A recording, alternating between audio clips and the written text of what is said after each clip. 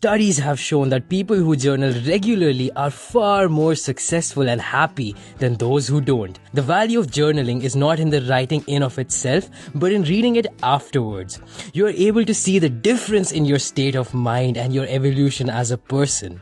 The only thing that you can always count on to give you lasting happiness is continuous improvement. Everything else fades away. When you're feeling down and you feel like nobody cares about you and you feel like you have nothing going for you, your journal will help you. Your journal, when used properly, is like a therapist and a best friend.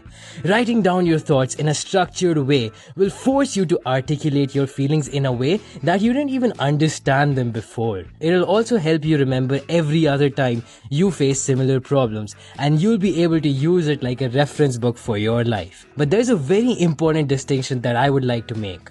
Writing a journal is not the same as writing a diary.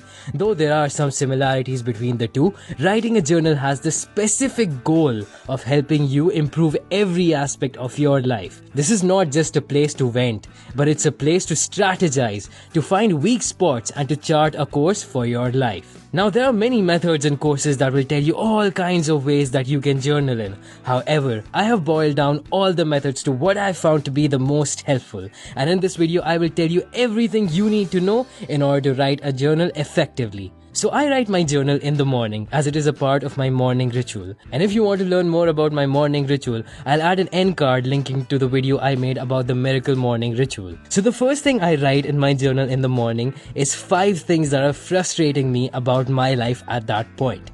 Now I know this is a bit counterintuitive to positive thinking, but I think of this as taking a shower for your brain. Once you get all the gunk out, you'll have more room to breathe. Now these 5 things don't have to be very profound or deep. They can be as superficial as you want. All that matters is that you write them down and articulate it. So for example, the 5 things you may write down are: number 1, I don't have someone who loves me. I have bad hair. I'm feeling bloated today. I hate how my face looks. I don't really like my friends. Don't judge yourself for any of these thoughts. You don't even have to identify with them. Just get them out. The reason I find this so effective is because once I write this down, it's like my mind is much more calm, almost like I told someone about how I felt. This also prepares you for the next step, which is the key to this whole method. Write down 5 things you are grateful for. Tony Robbins says you cannot feel any negative emotion along with gratitude. Gratitude is the one emotion that you can use to hack your way into a successful mindset. Just be grateful for whatever it is that you have in your life. Again, it doesn't have to be profound or life-changing. It can be simple things. For example, 5 things I could be grateful for are: a good night's sleep, my even skin tone, my ability to breathe, a refreshing glass of water, the smell of fresh coffee. And this is the great thing about this technique. Once you get all the junk out of your system and you put yourself in a grateful state of mind, you are starting your day off better than most people ever could.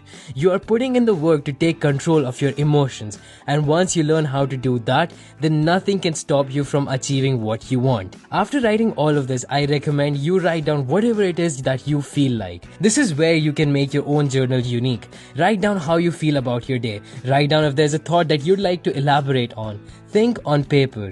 Write anything that comes to your mind. This is your space for you to let your mind relax and vent. Whatever it is that you feel, you can write it here.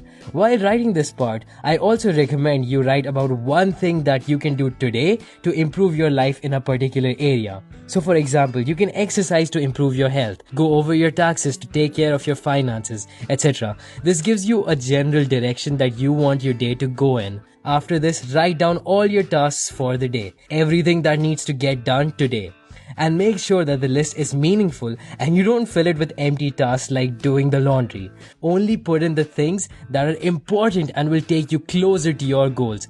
Remember, this is not a to-do list. It's a roadmap for the rest of your day. Alright, now you're pretty much done with your journal. You can refer to it during the day to catch up on your tasks, or you can write them separately as well. It doesn't matter if you write it on a paper or in your phone or whatever. All that matters is that you're consistent with this and you make it a habit. Even if you're feeling tired and lazy, just push yourself to write a few words. Once you make this a habit, it will do wonders for your self-esteem and personal growth. Sometimes I also like to journal in the night. If something happened during the day, or if I just feel like writing, I write it in my journal. You can also make your task list the night before so that you're ready for the next day. You can be flexible with this and adapt it to your needs, but make sure that you're consistent. This is the most important part. Now here's where it gets interesting. Every weekend you should do a weekly review. Just flip through all the journal notes from the week and write a bit about how the week went and what your goals are for the next week. This will give structure and direction to your weeks. So even if you mess up a single day, as long as you're on track with your weekly goals, you'll be alright. Then at the end of every month, read through all your weekly reviews and write a monthly review. It doesn't have to be a long thing, just get a few words out. Capture the essence of the month. Then you can do a quarterly review every 3 months and similarly a yearly review at the end of each year. Now the reason this is so important is that you get to see how much you've improved. Every month you will see what you've accomplished, what your strengths and weaknesses are. This is the fundamental step in building self-awareness. You might begin to see patterns where there were none before. You might figure out things about yourself that you were always wondering about. That's the power of journaling. Once you put words to your thoughts, they're not amorphous clouds anymore. They become concrete objects that you can put your hands on and manipulate. This is how you learn to control your thoughts, and this is the building block of becoming a better version of yourself.